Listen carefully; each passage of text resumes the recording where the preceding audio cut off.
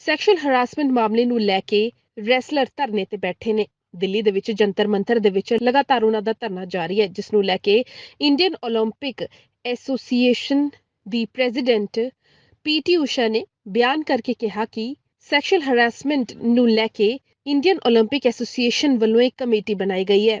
ਰੈਸਲਰਸ ਨੂੰ ਸੜਕਾਂ ਤੇ ਪ੍ਰੋਟੈਸਟ ਕਰਨ ਦੇ ਬਜਾਏ ਕਮੇਟੀ ਦੇ ਕੋਲ ਆਉਣਾ ਚਾਹੀਦਾ ਸੀ। ਇਸ ਤਰੀਕੇ ਦੇ ਨਾਲ ਉਹ ਇਨਡਿਸਪਲਿਨ ਕ੍ਰੀਏਟ ਕਰਦੇ ਹੈ। ਇਹ ਬਿਲਕੁਲ ਵੀ ਖੇਡ ਵਾਸਤੇ ਅਤੇ ਖਿਡਾਰੀਆਂ ਵਾਸਤੇ ਸਹੀ ਨਹੀਂ ਹੈ। ਉੱਥੇ ਹੀ ਇਸ ਬਿਆਨ ਨੂੰ ਲੈ ਕੇ ਮਹਿਲਾ ਰੈਸਲਰਸ ਦਾ ਕਹਿਣਾ ਹੈ ਕਿ ਇੱਕ ਮਹਿਲਾ ਐਥਲੀਟ ਹੋਣ ਦੇ ਕਾਰਨ ਮਹਿਲਾਵਾਂ ਦੀ ਆਵਾਜ਼ ਪੀਟੀ ਊਸ਼ਾ ਨਹੀਂ ਸੁਣ ਰਹੀ। ਅਸੀਂ ਧਰਨਾ ਦੇ ਰਹੇ ਹਾਂ, ਅਸੀਂ ਸ਼ਾਂਤਮਈ ਤਰੀਕੇ ਦੇ ਨਾਲ ਧਰਨਾ ਦੇ ਰਹੇ, ਕਿਤੇ ਵੀ ਇਨਡਿਸਪਲਿਨ ਕ੍ਰੀਏਟ ਨਹੀਂ ਕਰ ਰਹੇ। ਉਹਨਾਂ ਨੇ ਕਿਹਾ ਕਿ ਪੀਟੀ ਊਸ਼ਾ ਖੁਦ ਆਪਣੇ ਅਕੈਡਮੀ ਦੇ ਲਈ ਮੀਡੀਆ ਦੇ ਸਾਹਮਣੇ ਰੋ ਚੁੱਕੀ ਹੈ, ਯਾਨੀ ਕਿ ਹੁਣ ਇਹ ਲੜਾਈ ਇੰਡੀਅਨ ਓਲੰਪਿਕ ਐਸੋਸੀਏਸ਼ਨ ਦੇ ਨਾਲ ਵੀ ਖੜੀ ਹੋ ਗਈ ਹੈ। Detailedly, you will get the press release. But actually, for what I feel, our feeling is that now for this sex harassment, all those things, IOA is having a committee of athletic commission here. Instead of going to the street and doing all those things, they could have come to us earlier itself, but they have not at all come to IOA also.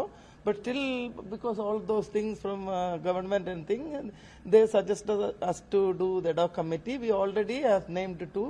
One is Bhupender Singh Bajwa and Shimash Roor. And we will do that. ये बात सुन के बहुत दुख हुआ, क्योंकि एक महिला खिलाड़ी हो के वो महिला खिलाड़ियों की नहीं सुन रहे हैं। हम बचपन से उनको फॉलो करते आए हैं, कहीं ना कहीं उनसे इंस्पायर्ड भी हुए हैं कि उन्होंने देश के लिए इतना अच्छा किया है और हमें उनसे प्रेरणा भी मिली है। लेकिन एक महिला हो के अगर वो ये बात बोल सकते हैं ना, तो मतलब कहाँ डिसिप्लिन कर दिया। हम तो शांति से यहाँ बैठे हैं और हम बैठते भी नहीं यहाँ अगर हमारी सुनवाई हो जाती तो। 3 महीने वेट करने के बाद भी सुनवाई नहीं हुई, इसीलिए हमें ये मजबूरन करना पड़ रहा है। आप क्या कहना चाहेंगे स्टेटमेंट पे, इस कमेंट पे?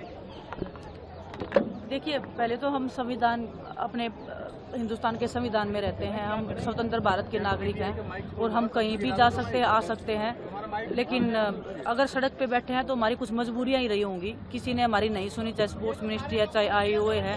किसी ने जब नहीं सुना तब हम देश की जनता के सामने आया कि देखो हमारे को कोई नहीं सुन रहा है, हम इतने मेडल्स लेके आ रहे हैं। और पीटी ऊषा जी का ऐसे बोलना, जिनको हम खुद इतना बड़ा आइकॉन मानते थे, पीटी ऊषा जी, मिल्खा सिंह, इनको हम कि अरे मतलब खिलाड़ी हो तो ऐसे हो, देश जाने तो ऐसे जाने। उनका ऐसे बोलना, महिलाओं के प्रति बिल्कुल भी सेंसिटिव नहीं होना। और रही पीटी ऊषा मैम की बात, मैंने उनको पर्सनली फ़ोन भी किया था कि मैं अपना दर्द साझा कर सकूँ कि मैम देखो ऐसे ऐसे बात है, लेकिन उन्होंने फ़ोन भी पिक नहीं किया। तो अभी उनका ऐसा बोलना, 3 महीने से हम वेट कर रहे हैं, सब्र का जब इम्तिहान खत्म हो गया, 3 महीने से क्या हमें न्याय नहीं मिला। अगर पीटी ऊषा मैम के साथ कुछ ऐसा हुआ होता तो क्या वो इतना लंबा वेट कर लेते? उनको खुद से पूछना चाहिए, शायद उनकी आत्मा से कुछ जवाब निकले। और हमें नहीं पता वो उनके ही जुबान है या उनके ऊपर भी कोई प्रेशर ही है बोलने का, क्योंकि पर वो रही। और वो जब IOA में खुद प्रेसिडेंट हैं, वो जब खुद मीडिया के सामने आके रो रही हैं कि मेरी एकेडमी को तोड़ा जा रहा है, जब वो खुद के साथ ही न्याय नहीं कर सकते हैं तो हम क्या उम्मीद करें उनसे? तब वो क्यों देश की जनता के सामने आए थे? वो भी तो देश की जनता के सामने आए थे। वो क्यों नहीं स्पोर्ट्स मिनिस्ट्री में गए? क्यों नहीं वो प्रधानमंत्री जी के पास गए कि सर मेरे साथ ऐसे ऐसे हो रहा है? जब वो खुद IOA की प्रेसिडेंट होने के बाद में, राज्यसभा के सांसद होने के नाते, वो इतनी बड़ी चैंपियन एथलीट होने के नाते भी वो मीडिया के सामने रो रही थी। हमारा अंदर से रो रहा था उस दिन की इतने बड़े एथलीट के साथ भी क्या हो रहा है, ये क्या हो रहा है देश में। हमारे अंदर से हम खुद लोग पर्सनली फ़ोन कर करके कि प्लीज़ उनसे हाल चाल पूछो कि मैम सब कुछ ठीक है या नहीं है। उन्होंने एक बार भी क्या, उनके मन के अंदर ऐसा नहीं आया कि हम भी उनसे पूछें। तो दुख होता है ऐसे, मतलब कोई जब इतना बड़ा खिलाड़ी कोई दूसरे खिलाड़ी का दर्द नहीं समझता है। और बस क्या बोले, देश का दुर्भाग्य ही चल रहा है, ये बहुत ही बड़ा दुर्भाग्य है। भविष्य हमारा अंधकार में चल रहा है।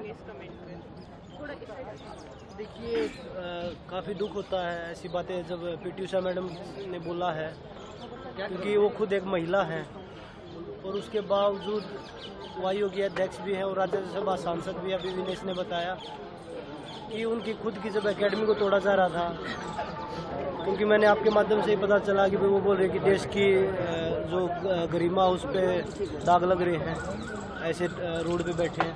हमने 3 महीने वेट किया है, हमने सारी चीज़ें कमेटी के सामने बोली। हम उनके पास गए हैं, वो बोल रहे ना हमारे पास आते हैं। 3 महीने पहले हम उन्हीं के पास गए थे लेकिन हमारे साथ न्याय नहीं हुआ, हमने मजबूरन यहाँ आना पड़ा।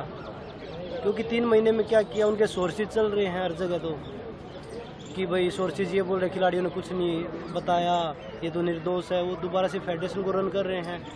वो अपने जहाँ पे खिलाड़ियों ने बोला कि भाई हमें जान से मारवा देगा, उसका भी डर है, लेकिन वो नंदनी में अपना चैंपियनशिप करवा रहे हैं। जब आई वो कुछ नहीं बोल रहा।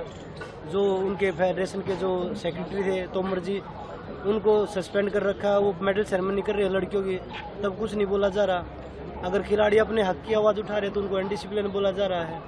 खिलाड़ियों को तो हमेशा डिसिप्लिन ही सिखाया जाता है, ना कि अनडिसिप्लिन। और मैडम खुद जब ट्वीट कर रही थी तब देश की इज्जत पे कोई बात नहीं आ रही थी। वो भी तो चुपचाप जाके मिल सकती थी। आपके पास तो पावर है, राज्यसभा से आप सांसद भी हैं, आयोग के अध्यक्ष भी हैं, आपके पास तो पावर है। हमारे पास तो कोई पावर भी नहीं है। हम किसको जाके बताएं सीधा? हमारे तो कोई फ़ोन भी नहीं उठाता कि हम फ़ोन करके एक आदमी को तो बता सकते हैं।